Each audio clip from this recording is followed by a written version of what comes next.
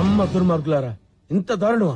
రోజు రోజుకి నకిలీ ఆహార పదార్థాల తయారీ పెరిగిపోతుంది. అవి తిని ఆరోగ్య సమస్యలు కొని తెచ్చుకున్నట్లు అవుతుంది. ఇప్పుడు చూస్తే ఈ జీలకర్రను కూడా వదలలేదు దుర్మార్గులు. ప్రతిరోజు కూరల్లో ఉపయోగించే పదార్థం ఇది కాబట్టి పెద్ద మొత్తంలో దీని కల్తీ పెరిగిపోయింది. అయితే అడవిలో దొరికే ఒక రకమైన గడ్డిని తీసుకొచ్చి అచ్చం జీలకర్రలా కనిపించడానికి దాంట్లో కొన్ని కెమికల్స్ ని కలుపుతున్నారు. అలా గడ్డితో తయారైన ఆ కెమికల్ ఇంగ్రీడియంట్ చూడడానికి అచ్చం ఒరిజినల్ జీలకర్రలా కనిపిస్తుంది. సో మీరు అడగొచ్చు, అన్ని ఆహార పదార్థాలు కల్తీ అయిపోతున్నాయి, ఇంకా ఏం తినే పని లేదా అని. దానికి కూడా పరిష్కారం ఉంది. ఈ జీలకర్ర ఒరిజినలా కాదా అని మనం సింపుల్ గా తెలుసుకోవచ్చు. అది ఎలా అంటే, మీరు జీలకర్రను కొనుక్కొని తెచ్చుకున్న తర్వాత ప్యాకెట్ లో నుంచి కొంచెం జీలకర్రను తీసి ఒక గ్లాస్ నీళ్ళలో వేసి చూడండి. ఒకవేళ అది నకిలీ జీలకర్ర అయితే దాంట్లో ఉన్న కెమికల్ అంతా నీటి అడుగుకు వెళ్లి నీళ్లు మురికిగా కనపడతాయి. ఆ గడ్డి మాత్రం పైకి తేలుతూ ఉంటుంది. ఒరిజినల్ జీలకర్రను నీటిలో వేసినా కానీ అది పైనే ఉంటుంది, నీరు కూడా చాలా స్వచ్ఛంగా ఉంటుంది. కాబట్టి మీరు జీలకర్ర కొన్న తర్వాత ఖచ్చితంగా ఈ టెస్ట్ చేసి చూడండి. ఇక నుంచైనా ఆహార పదార్థాలు తీసుకునేటప్పుడు కొంచెం జాగ్రత్త